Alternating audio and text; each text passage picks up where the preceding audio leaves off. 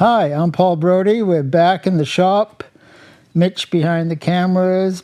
Please subscribe.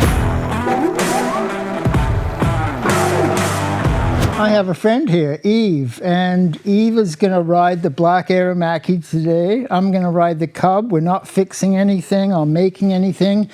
We're going to go for a ride, and I've known Eve since, I think, 1999. I got a phone call one evening, and he was looking at an AERMACCHI, and I was known as the AERMACCHI guy, so he wanted to know what I thought.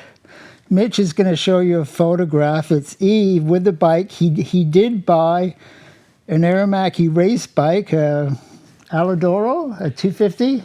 250 Alidoro, long stroke, and the engine had been professionally rebuilt by the expert guy in Seattle at the time, and all the body parts were like brand new because they'd never ever been used. The guy just used the engine, rebuilt the engine, and then I bought a whole bunch of boxes, and it all came together. And somehow the bike ended up in my shop. I don't know how that happened, but then Eve and I became friends, and he's owned a few motorcycles. How many motorcycles would you say you have owned over your lifetime? I know I've had 99 vehicles because I keep a little list, but bikes at least 30 or 40. And there was like a 20-year period where I had a dozen bikes in my garage. And there was some nice ones like the 1980 Laverda Hoda, and a Moto Guzzi Le Mans 1, and my R90S, and just a lot of really neat bikes. So obviously you were buying bikes and then you would sell bikes. Is there one bike that you had that you wished you hadn't sold?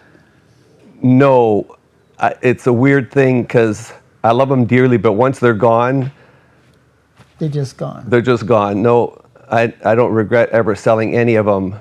And recently I just sold my R90S I had for 40 years. And it was I had a little model of it on our wedding cake.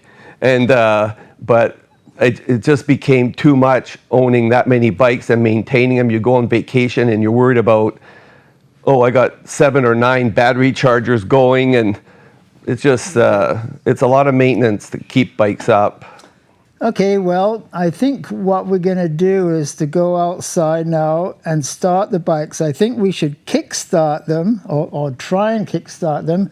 And then after so many tries, maybe 6, we'll use the rollers, but we'll see what happens. So we'll do that now. Thanks for tuning in. Ooh, that's got some good kick. Wow. Okay, I'm going to take that choke off just in case.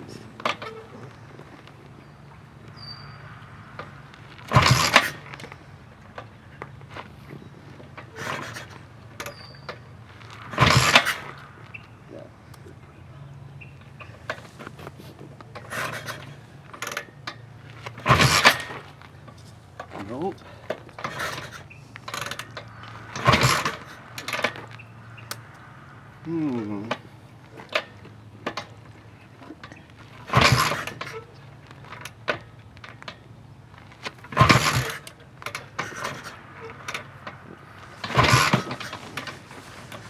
Well, you can use the rollers if you want. I'm going to try it with the choke.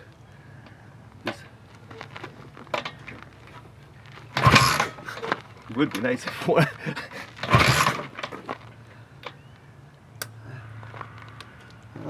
Let's just try one more. We'll do the rollers.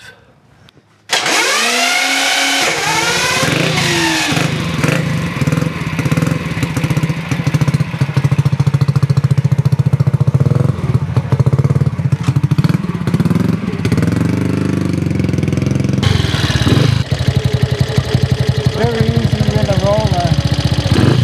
And look, there's no smoke.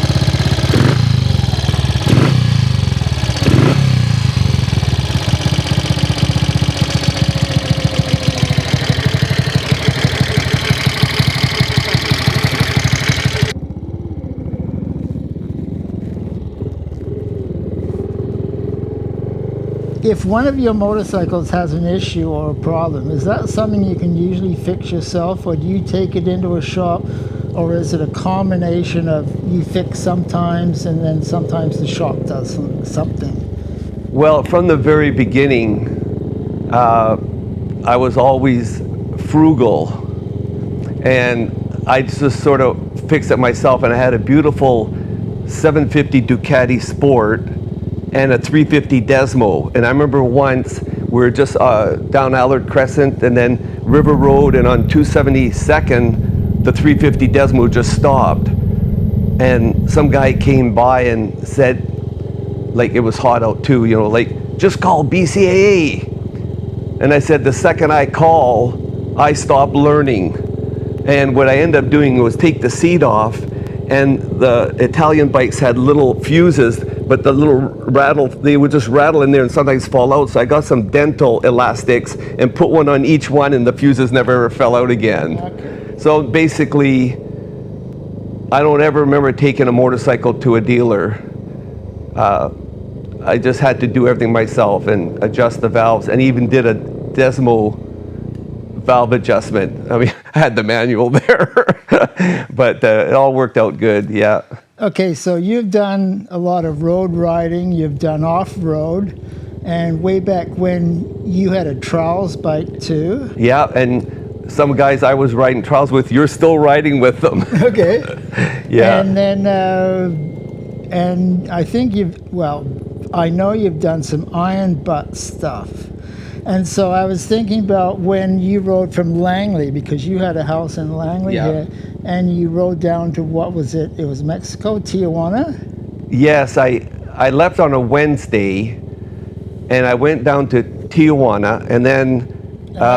and that took how long? That was like 20 and a half hours. I had a rule that I would only go up to 10% over the speed limit, because if you go too fast, you wear yourself out. And I had a big tank also. I had an 8-gallon tank on a BMW R100 RS, so you don't have to stop for fuel that often. But that one was cool because it was like I got there around 8:30. I went to Cedro for the night. Went back to Tijuana in the morning. Was back Friday by 8 o'clock at night. So that was I got 3 or 4 iron butt pins for that. Or yeah. Okay, now you were telling me that you had a Camelback. If I'm wrong, yes, you can tell me. And you had snacks in your tank bag. Right. And you had a pea tube. Is that no, right? No, that. Oh, okay. The pea tube might have been one of my buddies, Phil Fennell. He would do something like that, but no. Okay, but the secret is, don't eat any big meals. And eat every 15, 20 minutes, like have a piece of pepperoni, have a piece of cheese, have a piece of this. And then the Gatorade, I had like a 3-liter Camelback, but if you don't drink too much, you don't have to pee very often. And I think you slept in a rest area and you got something like hour and a half, is that right? No. Or can you remember? No, on that particular ride, I actually got a hotel and got whatever hour sleep, and but I wasn't, even though it sounds like that was a lot of riding, it seemed like it was well paced out. Okay. I had good sleep that night, probably like 6-8 hours, yeah. Okay, this other ride, which you used to like, and I think you were the organizer, it was from Langley, and it went into the States, and you went to Winthrop. Yes. Would you say that's one of your favorite rides? The ride from used to be Spill the Beans in Fort Langley to Winthrop is the absolute best ride almost anywhere you can go, because there's a section of road there like 75 miles where there's not one building, one driveway or anything. You know, you're just beautiful mountain road. It's closed in the winter when it starts to snow too much, and then it opens up like 2 weeks before fishing season. But that Winthrop Highway, that's a great ride. And when you get a speeding ticket, it's in the States, so it doesn't affect your license in Canada. And you probably were speeding a little bit or a lot. I think that there must have been a lot of speedometer error because you're Yes. not allowed to admit things, are you? I wouldn't do that. No. Okay, you've owned a bunch of bikes, and the shifting is sometimes on the left and sometimes on the right. And I think you told me once that you make a note when you ride of, I don't know, the miles you put on and the gas and the fuel mileage and the shifting and things like that. Is that true? So You know what? That's so funny that you would ask me this question, because my whole life, every bicycle ride I went on, motorcycle ride, I documented everything about every single ride. And once you were at my house and you saw me filling all these things and you said, "What are you doing there?" And I said, "Well, I document every ride." And you said, like, "How long you been doing that?" I said, "Well, since my first ride, I got every single ride documented." And then you said, "What do you do with that information?" And I stopped. I've never done anything with it. And after I sort of thought, like, maybe because of some jobs I had in the past, you were supposed to take notes and keep a record of everything, you know. And from that day on, I stopped recording all my rides.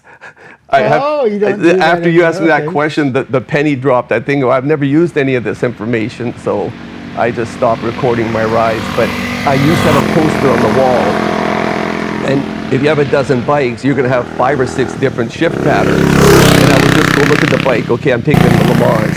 It's this, it's 1 up and 4 down or whatever. And then once I left the driveway, it was kind of weird, but I never ever made a mistake. It would just came together. But there was right hand shifting, left hand shifting, up for first, down for first. It was just the neatest bike I ever had that I rode was a Jawa 350, where the Kickstarter was the shifter. You did something with the Kickstarter. It was in Egypt, so I can't remember all the details now, but it was kind of weird how your shifter was your gear selector. Gear selector. Okay, so this bike here is on the right side for shifting, and it's 1 up Yeah. and 3 down, so that's no problem for you. No. Good. All right, well, that's all the questions I got for you. Thank you very much for answering the questions, because when you came here, you had no idea you were going you No. thought you were just going to ride a motorcycle and you Yes, weren't going to be in but front of a camera. if I or was going to anything. add one thing, of all the bikes I ever owned, the AERMACCHI Eladoro 250, that was a factory racer. They made 35 for Europe and 35 for America, because Harley Davidson had purchased them, so they were into the racing. And I remember in vintage racing up at Mission, that bike would just accelerate like a 2-stroke, because I used to race with Steve Crevier in the RZ 350 class, of course. Are you name dropping? Well, no, but I was in Yes, you are. I was in the RZ 350 class, and he was at the front, and obviously I'm at the back. But it was just kind of neat because he became like a superstar, you know. But in those days, he was just called the Squid, I think.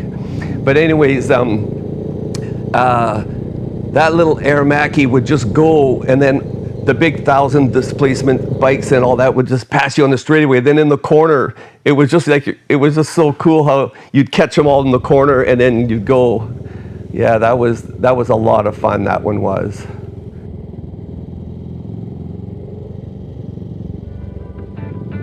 We'd like to thank you very much for watching. Please subscribe, buy us coffees. Hope you like the video. See you next time.